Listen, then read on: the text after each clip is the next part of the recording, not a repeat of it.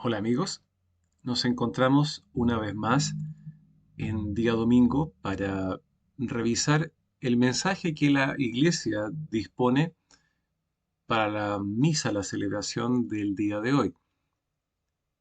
Te invito a que reflexiones conmigo en torno al sentido profundo de cada una de estas lecturas. Entre medio te voy a ir agregando algunas aclaraciones y explicaciones del sentido que tienen.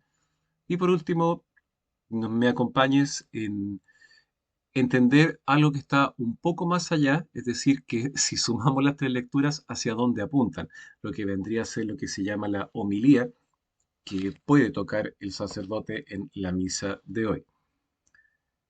La primera lectura del día de hoy está tomada del libro de la sabiduría, capítulo 6, versículos 12 al 16. Dice, la sabiduría es luminosa y nunca pierde su brillo. Se deja contemplar fácilmente por los que la aman y encontrar por los que la buscan. Ella se anticipa a darse a conocer a los que la desean. El que madruga para buscarla no se fatigará, porque la encontrará sentada a su puerta. Meditar en ella es la perfección de la prudencia, y el que se desvela por su causa pronto quedará libre de inquietudes. La sabiduría busca por todas partes a los que son dignos de ella. Se les aparece con benevolencia en los caminos y les sale al encuentro en todos sus pensamientos. Más allá de ser este un texto bíblico, un texto cristiano, si uno lo mira desde la perspectiva de cualquier texto escrito con justamente sabiduría en algún momento y en algún lugar de la historia, no importando su concepción religiosa, es bellísimo y no solo eso, sino que tiene mucho sentido. Empecemos por el concepto mismo, sabiduría. Sabiduría para el mundo viene a ser como la capacidad de entender y de adaptarse a las diferentes circunstancias, interpretando lo que sucede, comprendiendo las cosas en general. Desde el mundo cristiano, la sabiduría no es originaria del hombre. Esto también, por supuesto, viene del mundo judío, esto es cultura judeo-cristiana. La sabiduría es directamente un don, un regalo de Dios.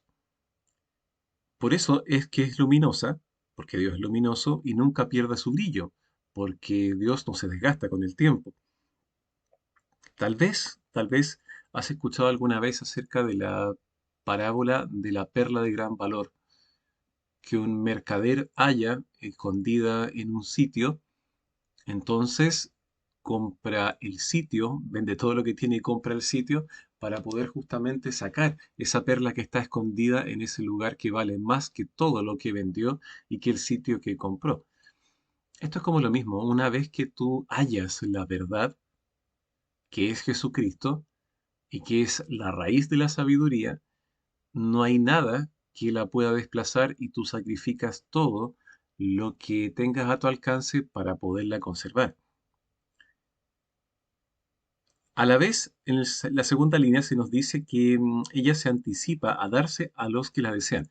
Bueno, nosotros tenemos la capacidad de ser sabios o de ser francamente estúpidos. Es nuestra decisión, es parte de nuestro libre albedrío. Pero si la buscamos, la vamos a encontrar. Es cosa de hacer un ejercicio muy sencillo. No se trata nuevamente de pensar las cosas, sino de, antes que pensar las cosas, de ponerlas en manos de Dios. Esta decisión que voy a tomar, este propósito que quiero cumplir, ¿realmente es lo que Dios quiere para mí en este camino? Esa sería una conducta sabia.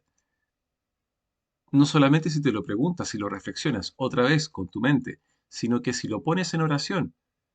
Si no sabes orar, puedes empezar hablando con una especie de amigo imaginario, porque básicamente Dios actúa de una forma similar en la medida que no lo vemos, pero sí está.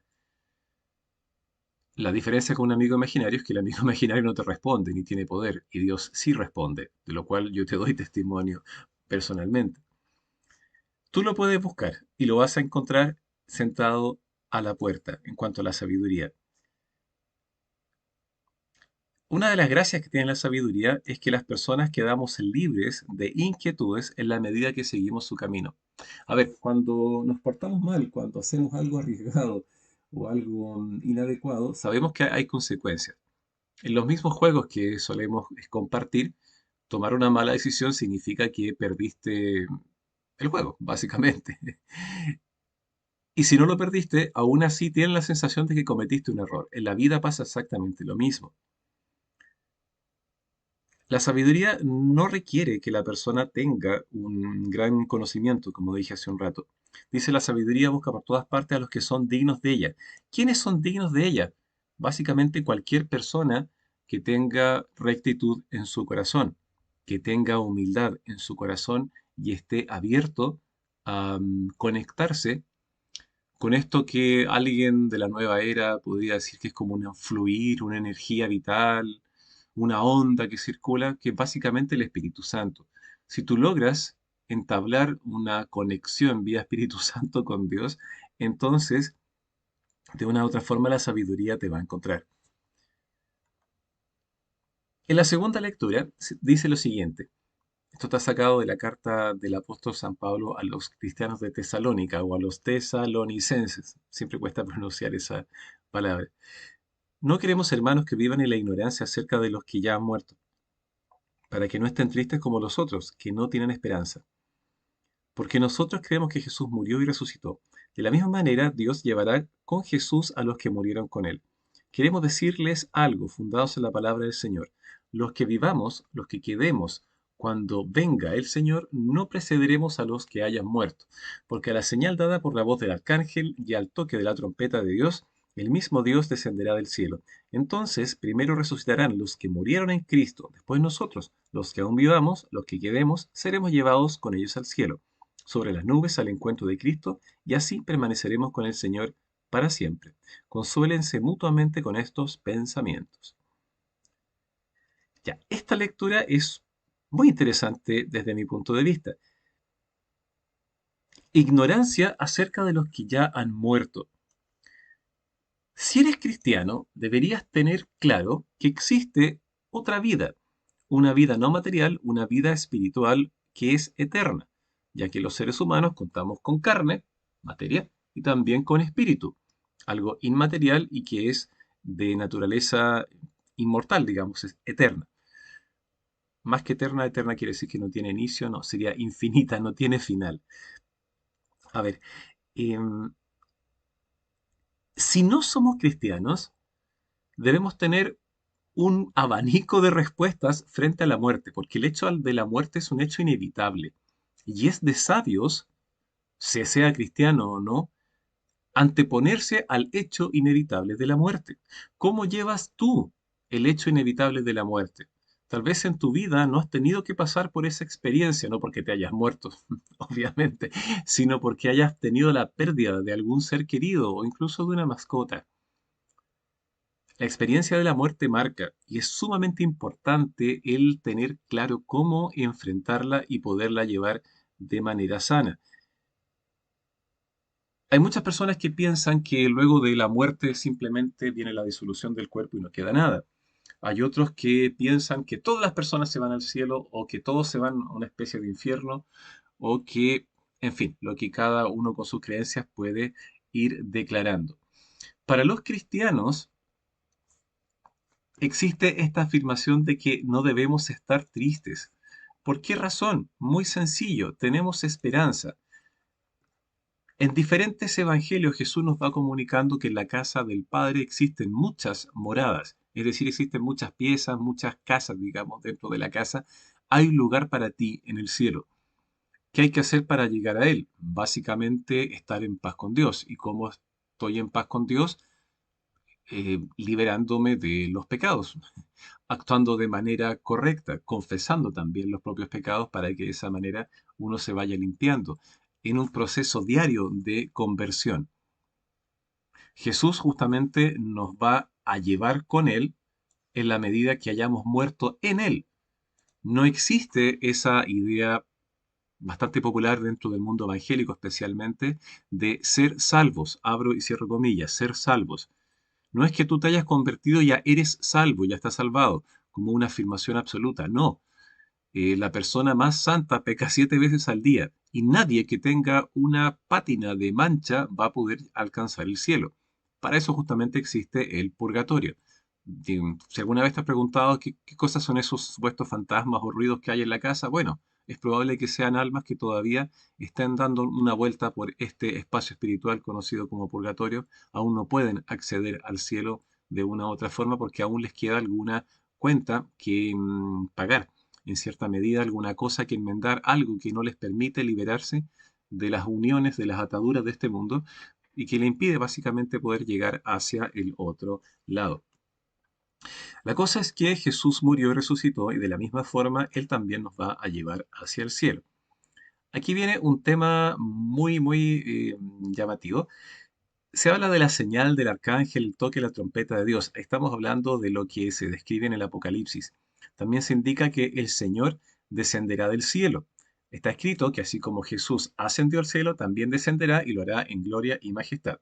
Y aquí viene algo que también puede causar polémica respecto de la interpretación de algunas iglesias protestantes, en cuanto a que los que tienen que ser llevados serían los que estemos todavía vivos pero que estemos en Cristo. Dice, llevados sobre las nubes. ¿Qué quiere decir esto?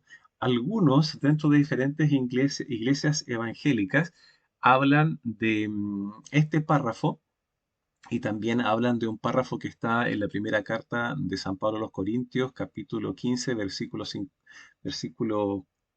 sí, versículo 51 al 55 por ahí, del capítulo 15 de la Primera Corintios, donde también se habla de esto que ellos le llaman tatatatán, arrebatamiento o rapto, una especie como de que la gente desaparece. Hay películas acerca de eso, algunas películas por ahí, creo que actúa Johnny Cage, actor que tiene películas buenas y películas malas, en que la gente desaparece o queda la pura ropa y ¡flup! Desaparece y se van y están volando un avión y el piloto desapareció y es llevado en el rapto al cielo y el avión luego se estrella, no sé.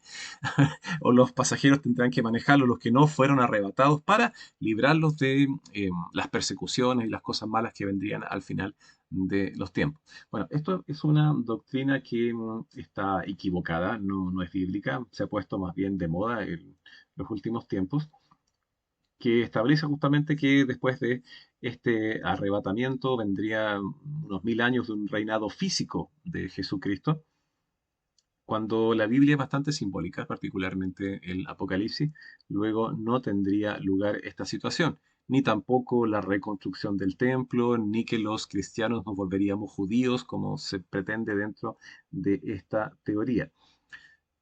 Lo que está tratando de hacer San Pablo en este punto es indicarnos que tenemos que vivir apegados a la doctrina de Jesús con la sabiduría que revisábamos en la lectura anterior.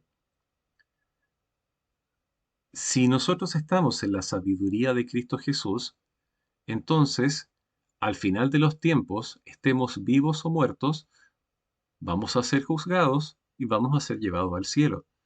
Mientras más lejos estemos de Él, menos posibilidades tenemos de alcanzar el cielo. Y mientras más cerca estemos de Él, más posibilidades tenemos de llegar allá. Por tanto, podemos consolarnos. Y cuando fallezca uno de nuestros familiares, más que decir simplemente sentido pésame y una palmoteada en el hombro,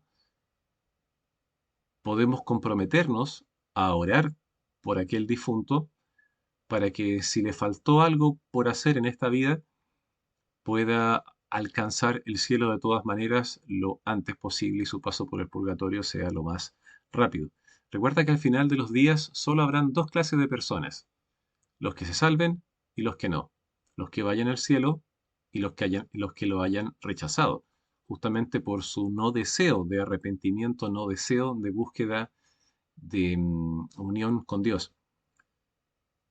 Si alguien falleció en la fe, en Cristo, con o sin pecados, en la medida que se haya arrepentido al menos parcialmente de aquellos, cabe alguna posibilidad que, dada la misericordia del Señor, pueda alcanzar la salvación. Si la persona murió sin arrepentirse en absoluto de los pecados que cometió en la vida, simplemente se acabó el partido. y no tiene muchas posibilidades de salvación. Esto es lo mismo que en un partido de fútbol que deberían durar 90 minutos. A veces dura 95 minutos, a veces dura 100 minutos incluso. Cuando hay alargue, algunas situaciones especiales, se da tiempo extra por diferentes situaciones, pero en algún momento el partido se acaba. Y tú no puedes pretender meter un gol al minuto 260, porque eso no existe. Ya el partido se acabó, no hay gente en el estadio, no hay jugadores, no hay árbitro. Lo que no hiciste en el partido, lo que no hiciste en la vida, o lo que dejaste también sin hacer o sin corregir, en base a eso es que estás jugándote la salvación o no. Por eso es importante vivir al día, vivir ligero de equipaje y sin preocupaciones, como se decía hace un ratito. ¿Qué quiere decir esto? Que lo más sano y lo más razonable para cualquier persona, sea o no sea cristiana, es no vivir con la mochila cargada de remordimientos, de pecados, sino que limpiar su alma en vida porque nunca sabemos en qué momento nos va a tocar partir. Puede que en el mismo momento en que tú estés escuchando este video yo ya haya partido porque me dio un paro cardíaco o tuve un accidente. Uno no lo sabe.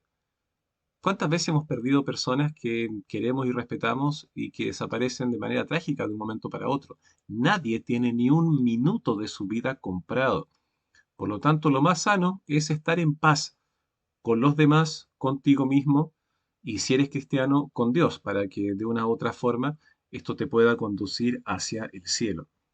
Ese es el consuelo que podemos tener los cristianos ante la muerte, saber que existe la certeza de ir al cielo en la medida que existe la misericordia de Dios, pero no olvidarse, la misericordia va aparejada con la justicia de Dios, que es tan importante como la misericordia, ni lo uno ni lo otro.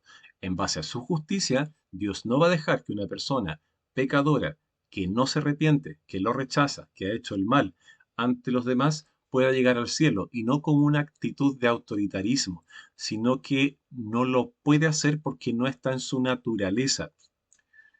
A ver, em, si tú te quieres tomar un vaso de agua y sobre ese vaso de agua tuviste que se posó una mosca, probablemente decidas tomar otro vaso de agua y ese lo deseches porque se haya contaminado, aunque haya sido por un segundo de que haya pasado una mosca.